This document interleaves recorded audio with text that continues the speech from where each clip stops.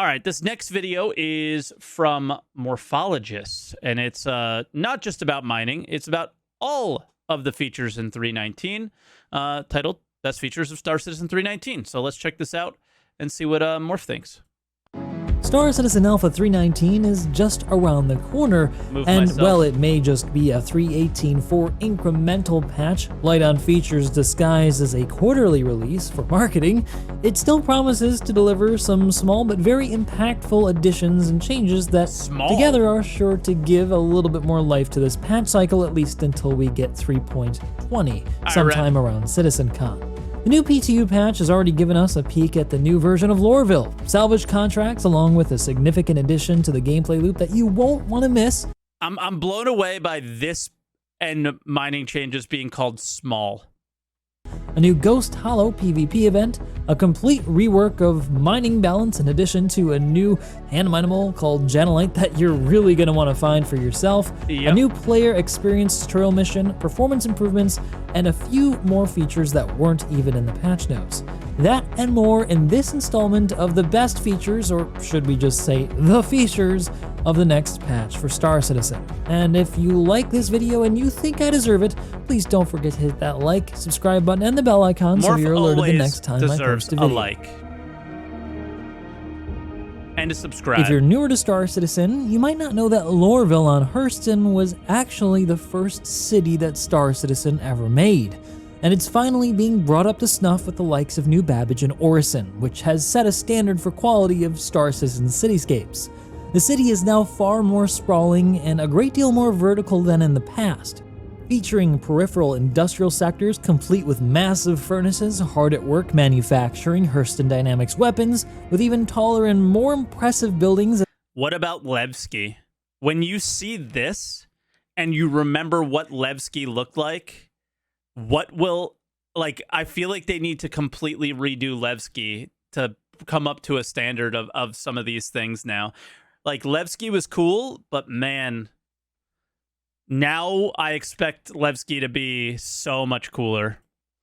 As you approach the city's central business district, which is right at the foot of the Great Hurston Dynamics building. Winding between and through them are now more clearly scaled elements like roads, trenches, and lights, making the perfect opportunity for white-knuckle low-flying missions and races through the city. And most impressive to me, though, is how the new design better captures the tone and feel of the Hurston dystopian planet. The cyberpunk-esque industrial landscape is now more reminiscent of Blade Runner than ever before, with artfully crafted low, medium, and high-altitude smog that interweaves the buildings and industrial artifices to really give it a sense of scale and depth. It's also lit by gold and blue lighting at night, which is the theme of Hurston and really fitting. Personally, I think it's Star Citizen's very best-looking city right now, so I'm eager to see what they come up with when they ArcCorp are good, though. ArcCorp, or rather improve. It's actually not really bad, but it just doesn't look as good as the other cities now, and is in desperate need of some additional spaces for us to actually have gameplay in. I mean, it's a city planet, and we can't even do any things on it yet. Yeah, the only downside, though, is that for all these improvements, they're just facade for the moment. CIG has not yet had the time to implement any of the accompanying activities that they've talked about to improve the city. So don't look for any kind of missions or anything in there just yet. We'll just have to wait until some future patch when they have time to focus on expanding the Lorville experience in a meaningful way. 3.19 also introduces the new salvage contract missions, where you're given the option to either do lawful or unlawful versions of these contract claims, each with different degrees of risk. Risk is explained in the mission before you take it, so be careful to read the fine print. In all cases, though, there is either a small or high chance of being intercepted by NPCs or even players who are also looking to salvage the ship that you've bought the salvage rights for. Seems that those rights might not exactly be exclusive. The missions begin with small ships, but as you work your way through the contracts without abandoning them, they'll lead to far more lucrative and profitable claims, like that of the Hammerhead. But the profits in 3.19 come from more than just the hull scraping you might be familiar with from 3.18, as 3.19 has introduced the ability to strip out exposed weapons and modules using the handheld tractor beam. This one gives of new my players, favorite even with just a features starter ship ever. that has a cargo bay, the opportunity to make huge profits just by stripping out the gear that you find. I made nearly 18K on just one Reliant core that I found from a single contract in a starter ship cutter from Drake, with just 20 minutes of work. Yeah. And that Hammerhead contract, I heard someone made like 200K off of the components in that. And that's just the components. Did you hear him? He was in a cutter. He wasn't even hull scraping. So there's different levels of salvage. You don't need a salvage ship to salvage anymore. Because hull scraping is hull scraping and salvaging is salvaging. They're two different things. That doesn't escape the fact that the Vulture is not purchasable in game, and it's total BS. And I literally despise the mentality from them with that. You cannot purchase the Vulture in game in 3.19 PTU. We have a week left, but it is not going to change, and it's super sad. That ship. So it's definitely something worth your time. Drives me insane. Related to this change is the introduction of a UI element that activates when looking at removable components that lets you know the item's name, size, and even health, indicated by the bar below the name. Sadly, this doesn't yet influence its value, but I think it's safe to assume that it will at some point affect the sale value of what you find, so just be careful with them. That's not all though, as you'll also want to check any ship that has a cargo bay now, because it has a random chance to give you some juicy cargo to sell in addition to whatever you strip off the hull and off the modules. All this together has made it for a far more interesting and engaging experience than ever before, so salvagers, warm up your Vulture engines, because 3.19 is going to be a lot of fun. Component removal isn't just limited to salvage though, as it can be done on any ship with exposed components, so long as the component slots are unlocked through the cockpit or bridge. This enables you to loot ships with valuable components and re-equip them to your own, all on the fly. And for miners, it has potential to really make things interesting. For instance, now mining heads and modules and even saddlebags, which contain the stuff that you harvest, can be removed and replaced and sold. This gives players the option to come prepared for most. They cannot be sold in the way that he's showing it. They can only be sold if you put them on another mining ship. And also a little cool note is that if you take the mole bag off and put it on your prospector, you go from 32 SCU to 48 SCU. Situations they might face without having to go back to a station to re-equip or buy new things. Just be advised there may be some bugs regarding the insurance in 3.19, which might not recognize anything you equip via this method, so just be careful of that. I don't think that's intended, though. Which leads me to the mining changes of 3.19. Now, technically speaking, the mining rebalance version 01 isn't a feature, it's more of a change to an already existing system. However, these changes are huge and far-reaching, transforming the experience into something very positive. No empty buying bags until lead systems designer for cargo CIG, elevators, who created notes for this patch. The changes are to both ship and FPS mining, with a wide sweeping balance change to sell prices, refining effectiveness and costs, component stats, multi-crew mining, efficiencies, mineable difficulties, and masses with larger asteroids, resource distribution, as well as the addition of new minables. The goal of 3.19 was to make multi-crew mining a lot more attractive, and to even out all the materials to make them all more lucrative instead of just a select few. After that, they went on to list the extensive changes in this patch, which all deserves its own video after I've had some time to really dive into it, because honestly, it's too much. It's really complex and interesting. Suffice it to say, though, this was no small effort on CIG's part and stands to make mining the most complex, interesting, and detailed system in Star Citizen to date. I think it might have even surpassed ship combat, because we still have yet to see them do any work on the components to make them more interesting or to change up. It is far surpassed ship combat, knowing that, you know, master modes aren't here, none of the changes to components are in. The weapon balance to make them more unique as they were before, after they reset their stats years ago. Some highlights include the addition of Janelite, a new hand and ROC mineable that's worth 27,000 UEC per nugget, and a whopping 27 million for one SCU box of it. Just a single one of these nuggets is worth about an hour's work for a new player. But don't go looking for these by themselves, as they're very rare to find and have a higher chance to spawn only in the new sand caves on Magda and on Daymar, of which there are actually quite a few. Unfortunately, there are no missions associated with these caves just yet, so you're going to have to find some alternative method of locating them, like a third-party website. And also, be sure to bring a friend with you, because I found out that I couldn't actually break the Janelite rock by myself. I needed a second person with a second hand mining laser to crack it. And speaking of hand minables, another change includes the multi-tool mining attachment, now including a tractor beam to more easily pick up and store cargo, which is activated by pressing B. Just be sure to equip some sunglasses before you use it, because the beam is currently really bright in P2U. They'll probably change this before it goes to live. The UI has also been further refined to reflect these changes, and finally, the biggest change, I think, is that the frequency of rocks you'll find is greatly increased. It seems now you'll spend a lot more time actually mining as opposed to flying around and scanning, which, let's be honest, was never really that enjoyable in the first place when you compare it to the mining bit. Some smaller changes that didn't make the patch notes but definitely are kind of cool are the addition of some new outfits you can find around Stanton, and the addition of volumetric clouds around ArcCorp. Personally, I think these might be the best looking clouds that they've added in yet, because not only do they look better than the other locations, but their scale actually allows you to cruise in and out of them in a way that gives you a real sense of speed and scale, something akin to what we have here on Earth.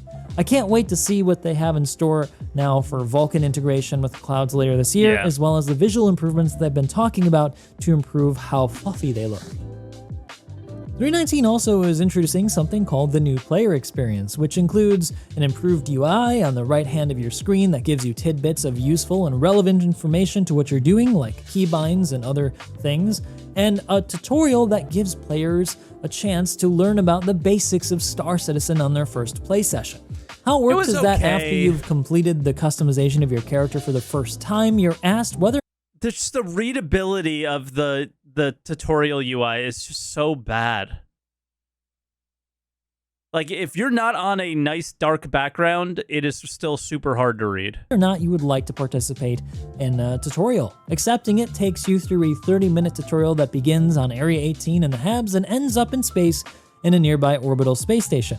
It covers some basic things like movement, the use of interactables in the world, purchasing a helmet, getting to a spaceport, using the ASOP terminals, flying a ship out of a hangar, some decent flight instructions, and finally how to land on a space station. It also gives you a set of light armor along with 15k UEC on completion, so it might actually be worth running for those of you who are even more experienced with Star Citizen and want just something a little extra to start off with.